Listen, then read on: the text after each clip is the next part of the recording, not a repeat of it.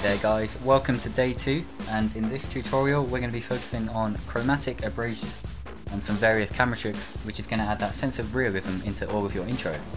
So over on my Facebook page I posted this image here, which is a before and after of what we're going to be creating. It might be a little bit hard to see, but the right one is with the effect and it's going to give that realistic camera lens effect, and it's also got some optics compensation and some film grain and stuff like that. So let's go ahead and get started in After Effects, and we'll import our footage. As an example, I'm just going to use this Music Nations Network intro. We'll import that and we'll go ahead and add it to the timeline. So let's start by go ahead and adding some color correction. We'll just do it quite quick for now for the purpose of this tutorial. We're going to add a bit of contrast on a curve, and we'll also go ahead and add a glow. Now you'll have to bear in mind that this does work with any footage that you can import as long as you pre-compose the footage. So once your color correction and all that stuff is done, we can go ahead, highlight these two, and we'll pre-compose it, and we'll call this footage and hit OK. Now here is where we're going to start making the chromatic aberration. So we can rename this to red, Control D on that layer to duplicate it, green, Control D once more, and call it blue. Now these are the three main channels that we're going to want. So you have your blue, red and green. Now what we need to add to each of these layers, if we go to our blue channel and effect, we'll go to color correction and levels individual controls. Now if we copy and paste this effect onto each one of these layers, so we'll hit Control C on that one, Control V and Control V. Now what we want to do, we want to separate each of these layers into one color. So for example, our blue channel, if we open up our green and red, where you see red output white and green output white, this number here we're going to go ahead and change it to 0.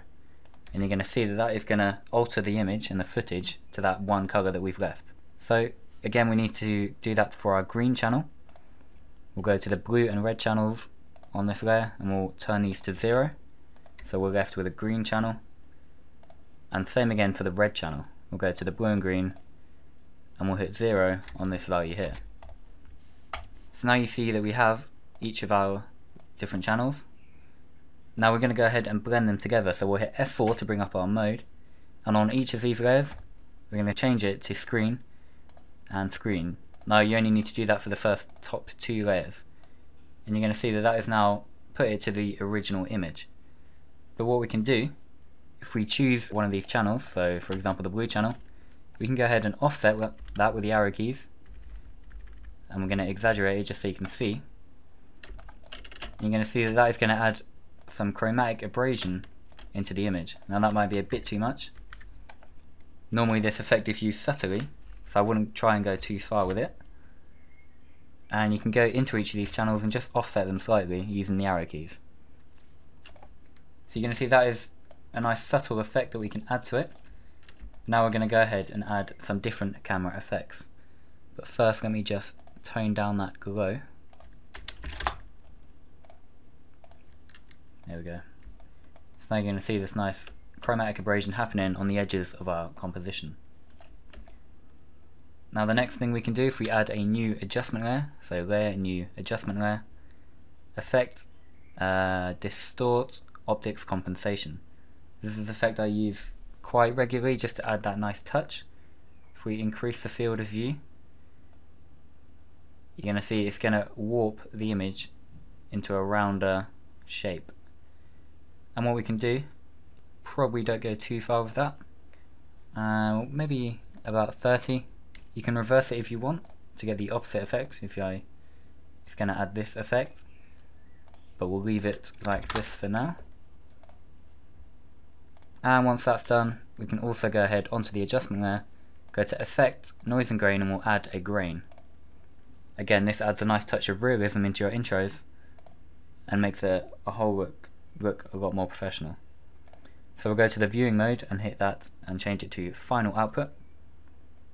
And you're going to see that it's going to add this nice film grain.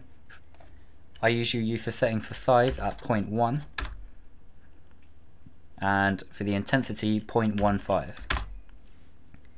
And we can also go into the color and change this to monochromatic, which means it's going to make it black and white. So now we have this, but obviously we can see the edges, so we're going to go ahead onto these layers, get Control, Shift, or Control A, Control Shift C, and we're going to pre-compose these, so we'll call this final, and hit enter. And what we can do, we can just scale it up, which is a nice workaround, just until we get rid of that black on the edges. And finally, if we go to layer, new solid, we can add a letterbox. Now, 9 out of 10 times I use this on my work, just because it adds that nice cinematic touch.